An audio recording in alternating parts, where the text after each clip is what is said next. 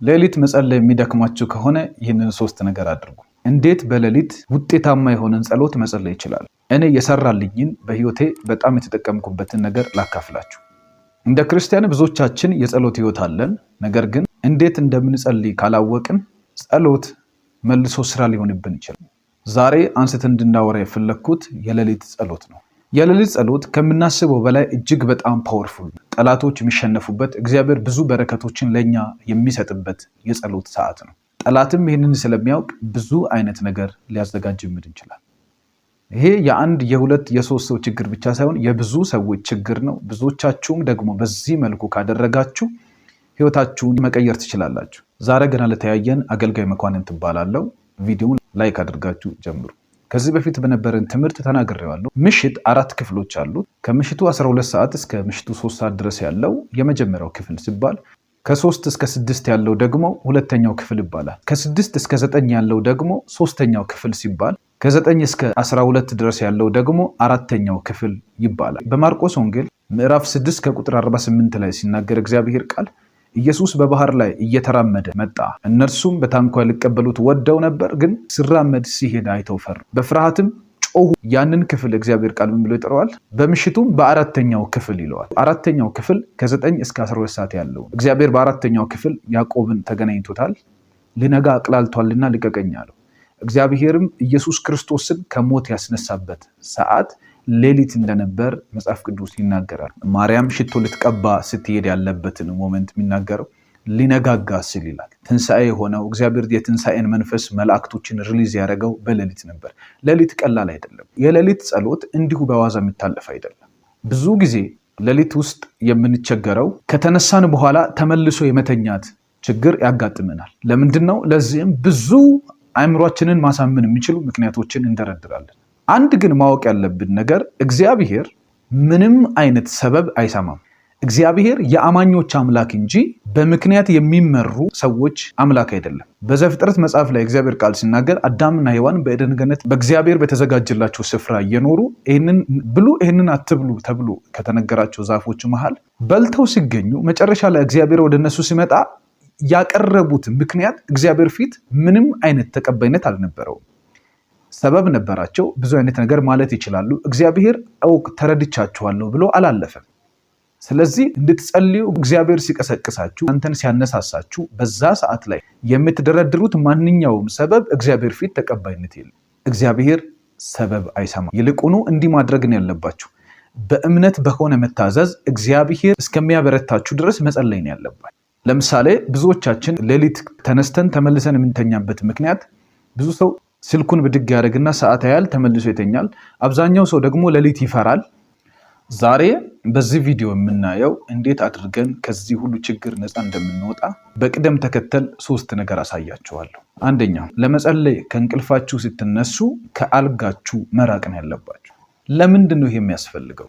ብዙ ሰው ተኝቶ በነበረበት አልጋው ላይ ለመጸለይ ሲሞክር እንደዚህ አይነት ጸሎቶች ተመልሰው ወደ እንቅልፍ የመውሰድ ቻንሳቸው ሰፊ ነው። ለምን መሰላችሁ? ኢየሱስ ለሐዋርያቶቹ ሲናገር እንዲህ አላቸው፣ ወደ ፈተና እንዳትገቡ ትጉና ጸልዩ። ምሽት ስለነበረ ሌሊት ስለነበረ እርሱ ሊጸልይ ከነሱ ራቅ ብሎ ሄዶ መጸለይ ጀመረ። ተመልሶ ሲመጣ ሲያያቸው ተኝተዋል። መንፈስ ተዘጋጅታለች፣ ስጋ ግን ደካማ ነዋል።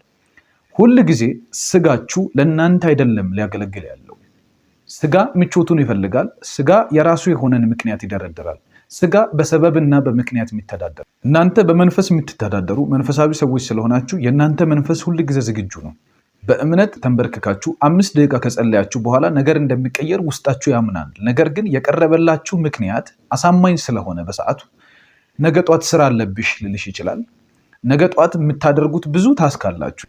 ያንን ነገር አእምሯችሁ ቀድሞ ስለሚያውቅ ቀድሞ እንደ ምክንያት ያቀርበዋል። ከዛ በኋላ የመተኛት ነገር ይመጣል። ለመጸለይ ስትዘጋጁ፣ ለጸሎት ከተነሳችሁ ከመኝታችሁ ከአልጋችሁ ላይ መራቅ ነው ያለባችሁ። ራቅ ብሎ ባለ መንበርከኪያ ተንበርከኩ። ወደ እግዚአብሔር መጸለይ ጀምሩ። ለምን መሰላችሁ? ሰይጣን ሊጠቀምበት የሚችለውን እያንዳንዱን መሳሪያ ማበላሸት መቻል አለባችሁ። እናንተን በእንቅልፍ መዋጋት የሚችልበትን እያንዳንዱን ነገር ስታጠፉ ለጸሎት የመዘጋጀት ቻንሳችሁ እየሰፋ ይሄዳል። ብዙ ሰው የሚሳሳተው ነገር አልጋ ላይ ተኝቼ እጸልያለሁ ይላል። ይህ የመሳካት እድሉ በጣም ጠባብ ነው። እርግጠኛ ሁኑ ተመልሳችሁ እዛው ትተኛላችሁ። ኢየሱስ እንደዚህ ያደረገ ወጥቶ እየጸለየ እያለ እንቅልፍ ሲላቸው ሐዋርያቶቹ እርሱ ግን ከእንቅልፍ አትሞስፌር እንቅልፍ ከሚያቀብሉት ሰዎች መካከል ራቅ ድንጋይ ተወርውሮ የሚደርስበትን ያህል ራቅ ብሎ መጸለይ ጀመረ ይላል መጽሐፍ። አያችሁ፣ መራቅን ያለባችሁ እንቅልፍ ሊያቀብላችሁ ከሚችል ከማንኛውም ነገር መራቅ። ይህንን አድርጋችሁ ጸሎት ጀምሩ። የመጀመሪያው ስቴፕ ይሄ ነው። ሁለተኛ ጸሎታችሁን በምስጋና ጀምሩ። በምስጋና ጀምሩ ሲባል ምን ማለት ነው? በቃላት እግዚአብሔር ሆይ አሁን ስለቀሰቀስከኝ አመሰግንሃለሁ፣ ድምፅህን ልታሰማኝ በዚህ ስለቀጠርከኝ አመሰግንሃለሁ እያላችሁ በምስጋና ኃይል ወደ እግዚአብሔር መቅረብ አለባችሁ። ምስጋናችሁን ወደ መዝሙር ከትንሽ ጊዜ በኋላ ቀይሩት። በእውነት ይህንን አድርጉና የሌሊት ጸሎታችሁ ካልተቀየረ ታያላችሁ። ስለቀሰቀስከኝ አመሰግንሃለሁ። ይሄ የሞኞች ቃላት አይደለም። ይሄ የመንፈሳዊ ሰዎች ቃላት። ጳውሎስና ሲላስ እየዘመሩ እያመሰገኑ ሰንሰለትን ትተው ያለውን ሁኔታ ትተው በሌሊት ሲያመሰግኑ እነዚህ ሰዎች መንፈሳዊ ስለሆኑ እንዴት እግዚአብሔርን ማመስገን እንዳለባቸው ገብቷቸው ሁል ጊዜ ለጸሎት ስንበረከት አብሮኝ የሚጸልዩ ሰዎች ያውቃሉ።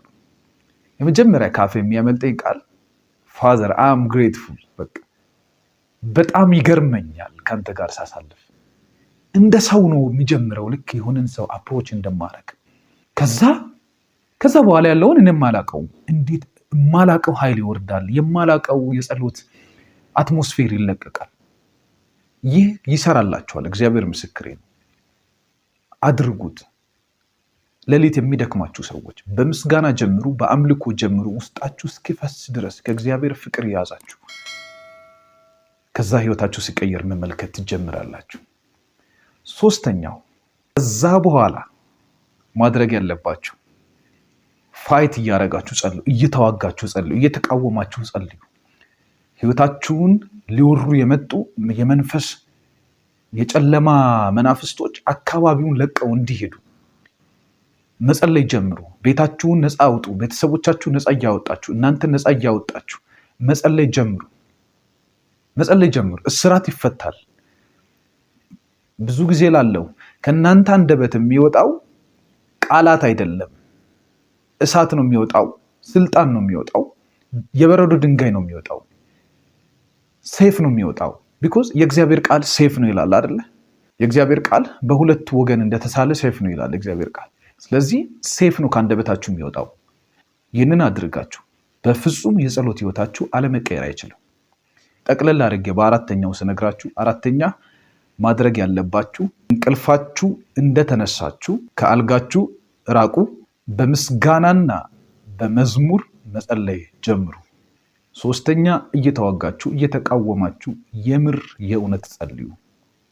አራተኛ ከመጸለያችሁ በፊት ለማሰላሰል አትሞክሩ። የሆነ ሙከራ አታድርጉ። ቢኮዝ ጥረት ነው የሚሆንባችሁ። ይህንን ማድረግ ካለባችሁ ከጸሎት በኋላ አድርጉት። የእግዚአብሔርን ቃል አንብቤ ከዛ በኋላ እንቅልፍ ይወስዳችኋል። ስለዚህ ራሳችሁን ለድካም አሳልፋችሁ እንዳታጋልጡ እነዚህ ነገሮች በደንብ አስተውላችሁ አድርጉ። ነገር እንዴት እንደሚደረግ እንጂ የጠፋችሁ ምን ማድረግ እንዳለባችሁ አይደለም የጠፋችሁ፣ አደራረግን የጠፋባችሁ። ስለዚህ ይህንን አደራረግ ሞክሩት። እግዚአብሔር አምላክ በህይወታችሁ ታላቅ ነገር ያደርጋል።